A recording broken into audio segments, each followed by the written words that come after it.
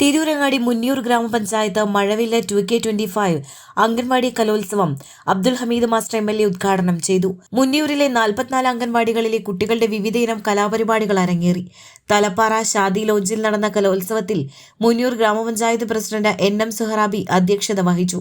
Vice president Haneefa Achattil, ക്ഷേമകാര്യ സ്ഥിരം സമിതി അധ്യക്ഷ ജാസ്മിൻ മുനീർ, വികസനകാര്യ സ്ഥിരം സമിതി അധ്യക്ഷ CP സുബൈദ, ആരോഗ്യ വിദ്യാഭ്യാസ സ്ഥിരം സമിതി ചെയർമാൻ PP മുനീർ മാസ്റ്റർ, മെമ്പർമാരായ star Muhammad, Jafar Velimukku, Shamsuddin Manamal, Naushad Thiruthummal, PV Abdul Wahid, PP Safeer, Marva Abdul Khader, Chand Abdusamad, NM Rafeeq, Ahammed Hussain, Rajan Cherichiyil, TP Suharabi, Ramani Athekkattil, Jamsheena Poovattil, Sahira Kaithakath, T Ummu Salma, Salma Niyas, ICDS supervisor Reeni, M Abhijitha എന്നിവർ സംസാരിച്ചു.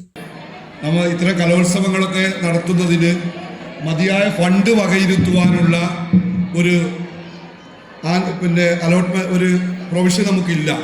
അപ്പോൾ ഈ അംഗനവാടി കലോത്സവത്തിന് തന്നെ ഒരു 15,000 രൂപയാണ് നമുക്ക് വകയിരുത്താൻ പറ്റുന്നത്. അപ്പോൾ ഇത്തരം കലോത്സവങ്ങളൊക്കെ വളരെ ജനകീയമായി നടത്തുമ്പോൾ അത് ജനപ്രതിനിധികൾക്കും അതുപോലെ തന്നെ ഉദ്യോഗസ്ഥന്മാർക്കൊക്കെ വലിയ ബുദ്ധിമുട്ടാണ്. കാരണം ഇതിന് സ്പോൺസർമാരെയും മറ്റൊക്കെ കണ്ടെത്തി ഇത് ചെയ്യാനുള്ളൊരു പ്രയാസം. അപ്പോൾ ഇതിനൊക്കെ നമുക്ക് വാർഷിക പദ്ധതിയിൽ ഇവിടെ ഇരിക്കുന്ന നമ്മുടെ ഗ്രാമപഞ്ചായത്ത് പ്രസിഡന്റ് മെമ്പർമാർ